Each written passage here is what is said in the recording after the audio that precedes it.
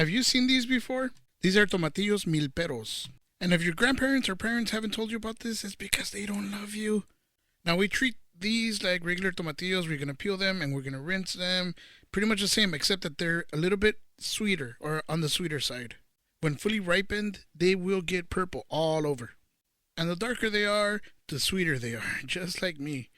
Like this guy, nice and dark and round, just like me. So off to rinsing, and once they are rinsed, we're going to go ahead and take these straight to a cast iron. I don't have a comal, I like the cast iron. This works perfect. I don't have to say this, but the cast iron obviously has to be hot.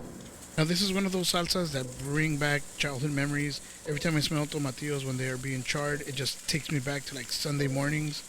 And I'm trying to replicate this, so it's very important that you keep this very, very simple. And I want to share it with you.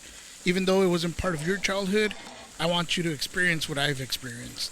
Now we're going to add one single clove of garlic here. We're going to keep this very simple. And this is where the memories are made. We're going to let these char and get nice color on them. We're not going to let them burst. We're just going to kind of char the outside of it. Now we're going to want them to start looking something like this. Once you see there's color, start pretty much flipping all of them around. You can just move your pan around and that would do the trick. Now these won't stick obviously if your pan is hot enough, and obviously it's a cast iron, so it's not going to stick. And it's going to create that nice little sear or a little crust on them. Now if they do happen to stick or burst, it's okay.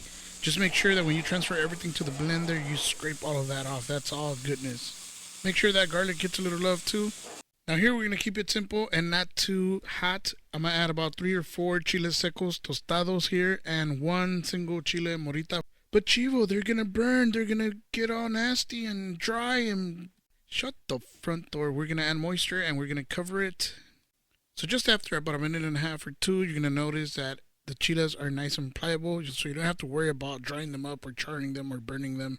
Now if you don't believe me, here's a close-up. Nice and pliable, not charred, not burnt. Totally not worth it because I burnt my fingers just trying to show you that. I think I know what I'm saying. Look at that, nice and pliable.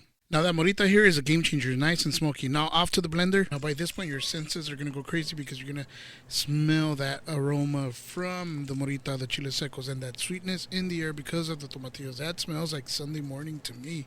Now you don't need any liquids at this point. The tomatillos have enough juice in them to make the sauce perfect. Now at this point just make sure everything is transferred, including any liquid that may have been lost onto the pan. Just go ahead and dump it in there. Perfect, just like that. And we're going to add a little bit of kosher salt. Nothing crazy. That would be it. This is one of those recipes that you don't want to mess with, especially if you have any ties to it. Very often in the kitchen, less is more. Look how simple this is. Tomatillos, garlic, and chile secos. And look at the beautiful colors, the char. Everything is amazing about this. You don't have to do anything crazy to this sauce. Now I would have used my regular molcajete for this, but the Bluetooth on it is not working, so I'm going to stick to this blender.